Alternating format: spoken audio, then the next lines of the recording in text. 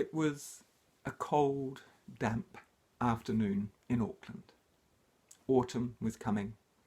It was a happier time when people were still allowed to go out and have fun, but there was a tramp walking down Queen Street in Auckland, and he didn't look like he was having a good day. As he walked along, he passed a bar, and you could see his shoulders stoop, and on a whim he pushed the door open and he squelched his way over the carpet and sat heavily on a bar stool at the end of the bar.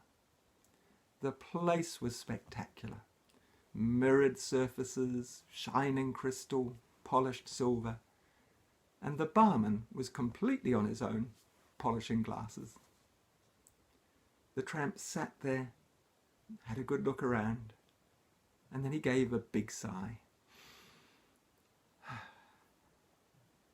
And the barman looked over at him and said, "I guess you want a drink?" And the tramp said, "Oh, yes, please." And the barman said, "But you don't have any money, do you?" And the tramp shook his head. And the barman kind of sighed and looked around and said, "Well, I'm not really rushed off my feet, so can you do something entertaining? Can you tell a story?" And the tramp said, "Not really." "Oh," he said, "this might work." And he put his hand in his pocket and he pulled out a hamster. The hamster looked left, looked right, ran along the bar, jumped onto a bar stool, down onto the floor, scampered over to the corner, up onto the piano, and began playing like Rachmaninoff.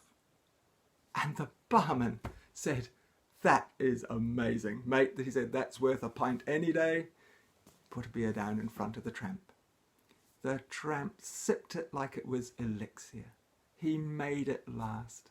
He enjoyed just sitting in the warmth. His coat began to dry out, steam was rising off from him, and the little hamster finished his piece and scampered back, jumped in the guy's pocket. And the tramp just sipped his drink for an hour. But now time wore on, and the bar began to fill as people finished their day's work and came rushing in, and they were placing orders, glasses of wine, pints of beer, and the barman was busy. And the tramp finished his drink, and he looked at his empty glass, and he heaved another sigh. And the barman heard him, and he looked over and he said, "Mate," he said, "I guess you want another drink." And the tramp said, "Yes, please." And the barman said, "Yeah, I'm a bit busy right now. Look, I'll see if I can get to you." And a few moments later, he had a bit of a lull. So he came over and he says, "All right, mate," he said, "what else have you got for me?" And the tramp gave a little smile and he says, "You watch." He put his hand in the other pocket and he brings out a frog and he put it down on the bar.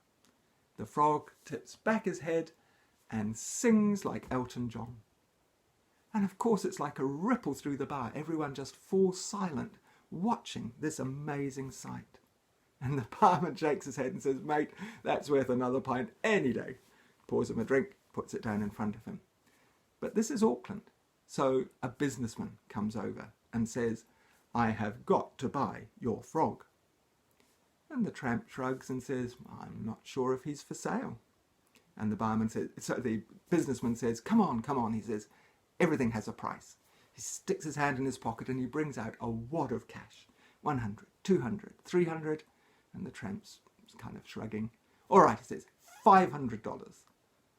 And the tramp says, "I guess that would be okay."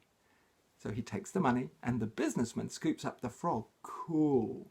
But now the barman comes over and says, "Mate, I don't know if you should have done that," he says. "I mean, who has a singing frog?"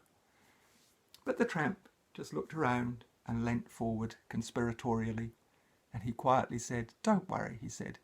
"He doesn't know that my hamster is a ventriloquist."